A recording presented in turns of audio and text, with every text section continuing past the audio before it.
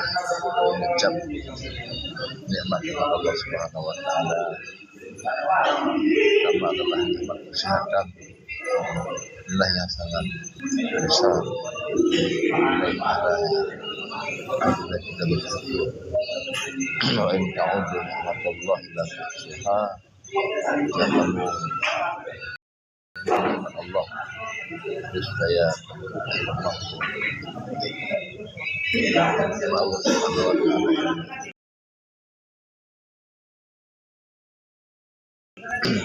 merasa puas, merasa bahagia jika kita sudah hidup dalam kepuasan batin yang kita raih dari sisi kehidupan. Salam kepada Rasulullah Sallallahu Alaihi Wasallam, para sahabat sekalian. Kali ini di mana kita akan membahas yang kita ketahui bahwa rezeki itu adalah merupakan jamin Subhanahu wa taala bagi semua makhluk. Ya, makhluk yang bernyawa, baik itu dari manusia, jin, tumbuhan, hewan, itu sudah dijamin Allah Subhanahu wa taala. Maka rezeki yang dijamin ini tidak membuat seseorang merasa frustasi dan juga putus asa, karena sesuatu itu sudah dijamin oleh Allah Subhanahu wa taala. Namun rezeki yang dijamin itu pasti tidak sama jumlahnya, tidak sama nikmatnya satu dengan yang lain. Maka lewat jaminan Allah Subhanahu wa taala kepada makhluknya, wa ma min dabbatin fil ardi illa 'ala Allahi rizquha. Tidaklah yang melata di muka bumi ini kecuali Allah lah yang menjamin rezeki. Selamat datang kepada Bunda Risha yang sudah bergabung, kemudian juga Tuan Bajil, kemudian juga Afni, Kak Elis, Wahidah, dan juga Mimio. Jangan lupa capture layarnya dan juga berbagi untuk live kita pada pagi ini. Mana yuk, yang dijamin Allah Subhanahu wa taala itu adalah usah. Nanti ini jamin dalam untuk tak kawai kan. rezeki yang sudah Allah Subhanahu wa taala tetapkan kepada hamba tanpa ada usaha, tanpa ada ikhtiar, itu sudah ada. Tidak perlu kita gelisah, tidak perlu susah. Usah ini lampu buka ni lampu. Oi lah je. Itu yang dijamin Allah. Dengan cinta.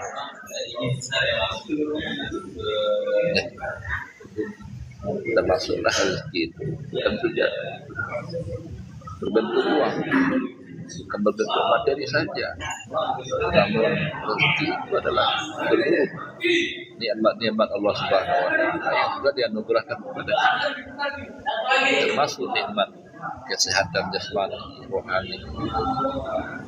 Ini masih diberikan Allah kesehatan ini luar biasa harganya, luar biasa, yaitu nilainya. Kapan kita baru merasa nikmat itu sudah bernilai? Ketika kita sudah berpisah dengan nikmat itu. Kapan kita bisa menilai nikmat sehat? Ketika kita sakit. Kapan kita bisa menilai nikmat tenang? Ketika kita gelisah. Nah, maka itulah nikmat rezeki ini bukan hanya berbentuk uang materi saja, tapi termasuk ketenangan jiwa, kesehatan batin, kemudian juga ketetapan kita dalam iman kepada Allah Subhanahu wa taala. Itulah nikmat yang paling besar. Fama atakum fakuluhu wa ma nahakum anhu fantahu. Jadi dalam hal ini ada dua. Dalam kita meraih rezeki itu harus berdasarkan apa yang dihalalkan Allah Ta'ala, silakan untuk kita raih, kita capai. Dan apa yang dilarang kita jauhi, benci dari ikhtiar kita di dalam kehidupan. Jadi apabila ini sudah kita lakukan, barulah di sana itu ada lagi namanya magnet rezeki, sesuatu yang bisa mengundang cepat datangnya rezeki yang banyak, uang-uang yang miliaran. Jadi orang-orang yang miliarder itu bukan hanya dari usahanya saja, bukan hanya dari keras keringat banting tulangnya saja, bisa saja yaitu dari magnet-magnet lain yang akan menarik rezeki, yang akan mendatangkan kekayaan, yang akan mendatangkan uang miliaran. Jadi ini adalah sebuah magnet itu. Kita menarik sesuatu benda dengan menggunakan magnet, dia langsung tertarik tanpa ada kekuatan dari kita, tapi ada kekuatan batin yang Allah berikan kepada magnet tersebut. Maka Nabi Sallallahu Alaihi Wasallam menyampaikan dalam hadisnya, yaitu di mana sedekah itu adalah salah satu mendatangkan rezeki. Jadi barang siapa yang banyak ingin harta, yang banyak ingin kekayaan, maka caranya give and give, ya, dengan memberi. Jadi bukan hanya dengan meminta. Maka kata Nabi SAW itu, yadul mulia khairum yadus sufla. Tangan di atas adalah lebih mulia daripada tangan di bawah. Nah, kalau kita memberi pada orang lain, misalnya kita punya bunga, punya singa, kan, nah, kirim terus, berbagi. Nanti orang lain juga akan membagikan kepada kita miliaran yang lain datang dari Allah Subhanahu wa taala. Jadi yang membalas itu dari pemberian kita bukanlah orang yang kita beri, tapi adalah Allah yang akan membalas. Bukanlah sesuatu itu serta-merta orang yang kita berbuat baik kepadanya dia yang akan berbuat baik kepada kita, tapi orang yang berbuat baik itu adalah orang yang sudah melakukan sesuatu yang luar biasa kepada orang lain. Jadi ketika kita melakukannya, itu akan melahirkan sebuah, yaitu hal yang luar biasa juga yang dikatakan Allah Subhanahu wa taala kepada. Sehingga lewat sedekah, give, berbagi, itu adalah akan mendatangkan rezeki yang banyak. Itu di antaranya. Yang kedua adalah makna rezeki itu dengan secara istighfar. Jadi istighfar ini juga akan mendatangkan rezeki yang banyak. Maka Allah Subhanahu wa taala menyampaikan, istaghfiru rabbakum yursilis sama alaikum midrara wa yumdidukum bi amwali wa banin. Banyaklah istighfar. Bukan hanya beristighfar itu ketika kita selesai sholat saja, ketika kita berdoa saja beristighfar, tapi bagaimana kita jadikan hari-hari kita itu, waktu kita itu, sambil duduk, sambil berdiri, sambil di kantor, sambil bekerja, kita adalah beristighfar. Astagfirullahaladzim wa atubu ilaih. Mudah, ringan kita ucapkan. Itu akan mendatangkan rezeki yang luar biasa kepada kita. Nabi SAW itu menyampaikan dalam sebuah hadisnya, man lazimal istighfar ja'alallah li kulli hammin faraja wa li kulli dhaiqin makhraja wa yarzuqhu min haitsu la yahtasib. Barang siapa yang sering-sering beristighfar, maka Allah jadikan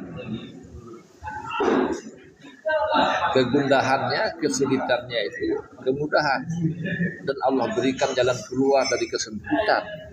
dan solusi dari masalahnya, dan Allah berikan rezeki dari yang tidak disangka-sangka.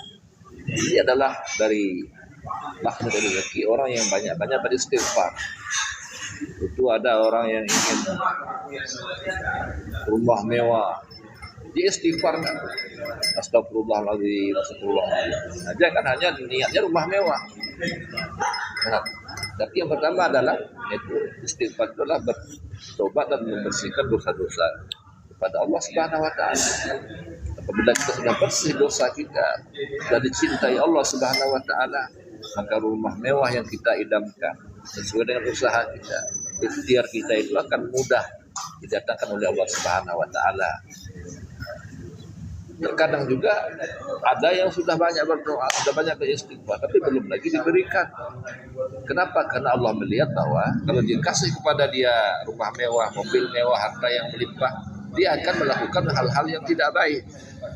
Bisa saja dengan harta yang banyak dia selingkuh, dia berzina, dia judi online.